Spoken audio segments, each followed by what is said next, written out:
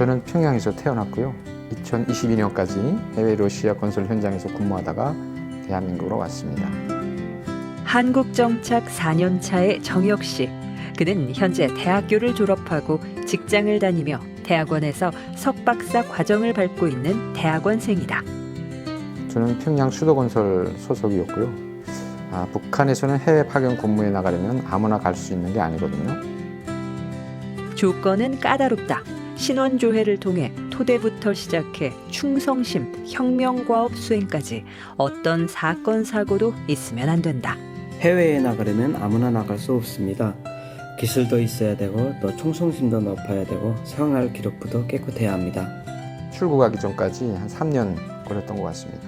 3년이라는 기간도 사실 긴데 일단 발령받으면 해외 나가기 전까지 정책 대상이라고 하는 곳에서 매일 출근을 해서 일을 해야 되고요. 여기서 하루라도 지각하거나 결석하게 되면 페널티를 지불합니다. 그래서 그러한 불이익을 받다 보니 3년 동안 정말 무보수노동을 거의 하면서 출국 날짜까지 기다리게 되는 것이고 이 부분이 가장 힘듭니다. 3년을 준비했고 러시아식 토익 시험을 통과했습니다. 군인들은 상관에 추천이 없으면 나갈 수 없습니다. 그보다 더 중요한 것이 있다. 돈이 없으면 해외 파견 자체가 불가능하다. 사람마다 틀리긴 한데 저는 해마다 700달러씩 3년 냈습니다. 처음 나가는 사람들이 사실 돈이 더 많이 들거든요. 돈이 없으면 오히려 나갈 수 없는 구조로 바뀌어 있습니다.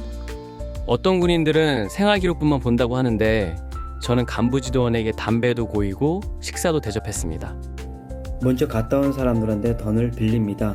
한 20% 이자를 내죠. 또 그게 쌓이면 이자가 원금보다 쌓여 한 1000불 빌렸으면 3년 만에 500불이 붙습니다. 그래도 다들 나가지 못해서 안달이죠. 북한 주민들의 부러움을 받고 있는 선망의 대상인 해외 파견 노동자.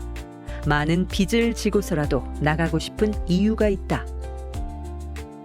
북한에서 5년을 근무해도 단 한 푼도 벌 수 없어요. 비싼 이자를 내고서라도 일단 해외에 나가야 적어도 1000불 이상은 벌 수 있으니까 주위에서 엄청 부러워하죠. 북한 노동자가 해외 파견되기까지의 경로는 자발적인 취업 절차로 보기 어렵습니다. 이 과정에서 정치적인 충성도, 가계 배경, 지역과 출신 등의 선별 과정을 거치고 심사 과정에서 금전적인 뇌물과 특혜가 관행화되고 있습니다. 이 과정은 강제노동으로 연결되는 시발점이라고 할 수 있습니다. 그래서 북한 내 간부들의 증언을 들어보면 북한 간부들은 모르는 사람의 돈을 받으려고 하지 않습니다. 입건사를 잘하는 사람들인지 분간하고 나서야 뇌물도 받습니다.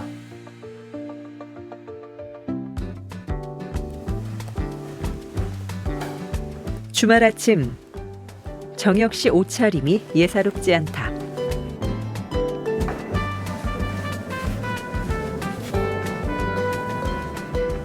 차 안에는 낚시 장비로 가득하다. 한국에서는 이제 낚시가 가장 대중적인 여가 문화 중 하나이다. 2024년 기준 국민 10명 중 1명이 낚시를 즐긴다. 정혁 씨에게도 낚시는 일상의 무게를 내려놓는 소중한 시간이다. 제가 대한민국에 와서 가장 해보고 싶었던 게 낚시였는데요. 주말마다 가끔 낚시질 나갑니다. 오늘은 좀 손맛이 좋은 데로 가려고 일단은 출발을 했습니다. 낚시를 가는 길에 꼭 들르는 동네 낚시 매장. 매장에 가득 찬 낚시 장비를 구경하는 것만으로도 벌써 힐링이 된다. 처음에 한국에 왔을 때는 낚싯지도 그렇고 낚싯대도 그렇고 너무 종류가 많아서 선택하기가 좀 어렵더라고요. 그래서 최근에는 좀 저렴한 걸로 이용을 하려고 합니다. 주 5일 근무로 안정된 생활을 이어가는 정혁 씨.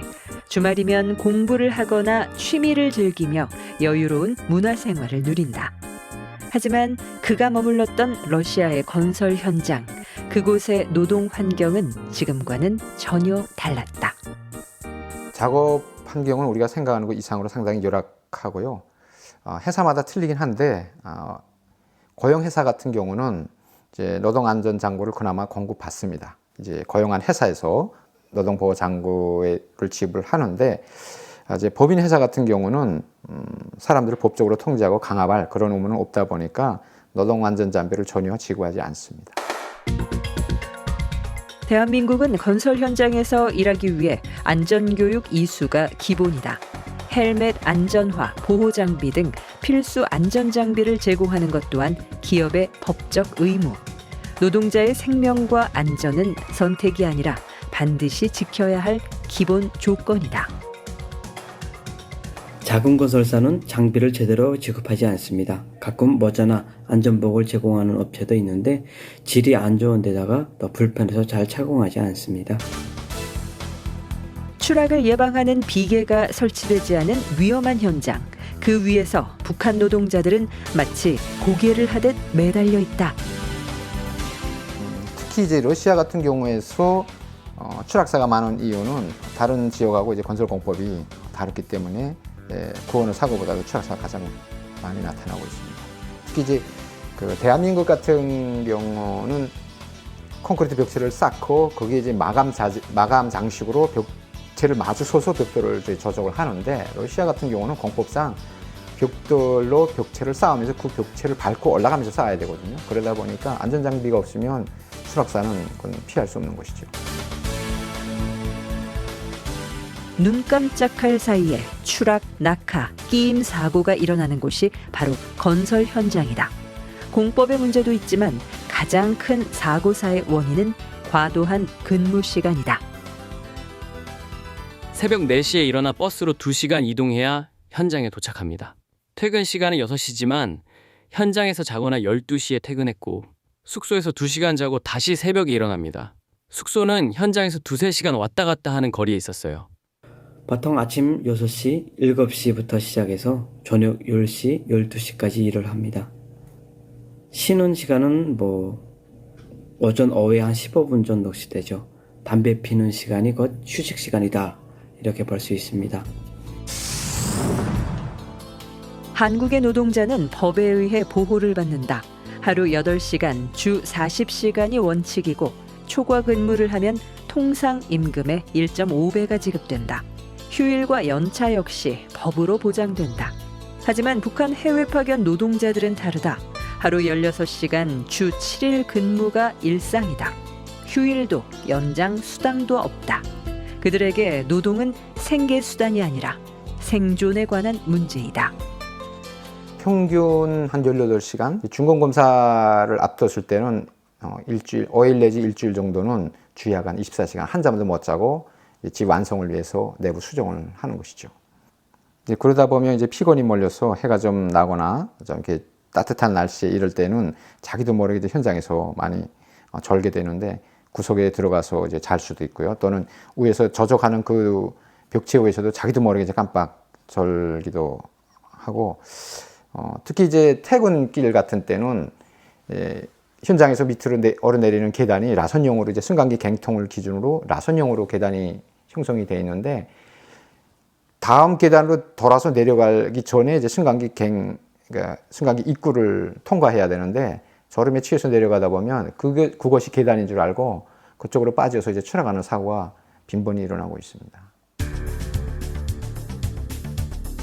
사고로 다치거나 병을 얻은 북한 해외 파견 노동자들은 자국에서 어떤 보호와 치료를 받을 수 있을까? 이러다 다치면 치료를 회사에서 해줘야 하는데 해줄 형편도 안 되고 또 귀찮아하는 거죠. 우리 대방에서 노동자가 한 7m에서 이제 일하다가 떨어져서 이제 자리가 골절돼서 이제 수술해야 되는데 그 수술 비용이나 그 시간이 이제 아까워 가지고 북한으로 그대로 보내져 가지고 저 하반신 모텔을 못 쓰는 이제 장애인이 되는 경우도 있었습니다. 사고를 당해도 어떤 치료나 보상도 받지 못하는 북한 노동자들과 달리 한국과 러시아 노동자들은 법으로 보장된 의료보험과 산재보험을 통해 치료와 보상을 받을 수 있다.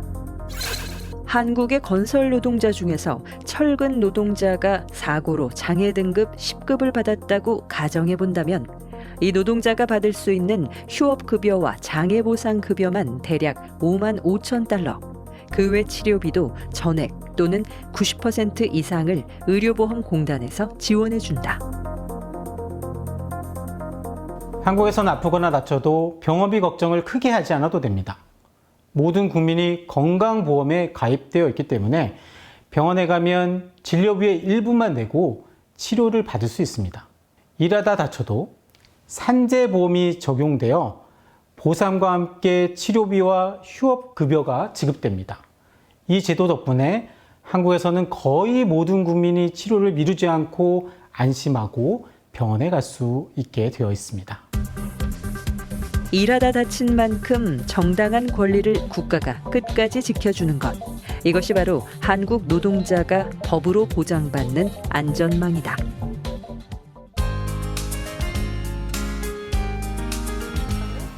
이 시간이 고기가 이제는 물려야 되는 시기라고. 붕어 낚시를 시작한 지 벌써 3시간이 지났지만 아직 물고기 한 마리도 잡지 못해 아쉬운 정혁 씨. 하지만 그에게는 이 기다림조차 소중하다. 제대로 걸렸니? 북한이나 러시아에서는 상상조차 할 수 없었던 이 평화로운 순간이 지금은 꿈처럼 느껴지기 때문이다. 러시아에서는 뭐 휴일이란 게 없죠. 러시아에서는 설날을 제외하고는 1년 365일 계속 일만 합니다. 이렇게 대한민국에 와서 정말 이런 낚시질도 하고 여유로운 삶을 즐기지 전혀 상상도 못할 일이죠.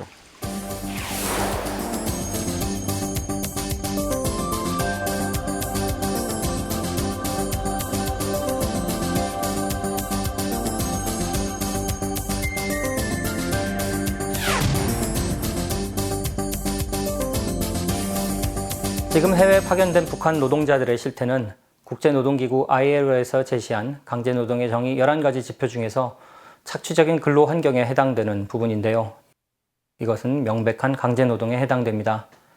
한국에서는 근로기준법 제60조에 따라 직장에서 일한 근로자가 일정 기간 일하면 쉬면서도 월급 전액을 받을 수 있는 연차 유급 휴가를 받을 권리를 보장하고 있습니다.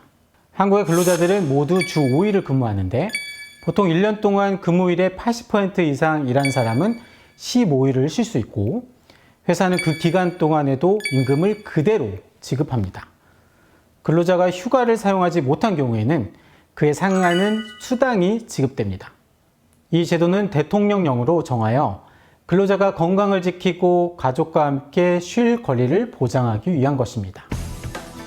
중국에 파견된 북한 노동자들이 연쇄 파업과 폭동을 일으킨 것으로 중국에 파견된 북한 노동자들이 집단 파업을 했다는 외신. 중국 지린성에 파견된 북한 노동자 약 2,000명이 공장을 점거하고 시위를 벌였다고 보도했습니다.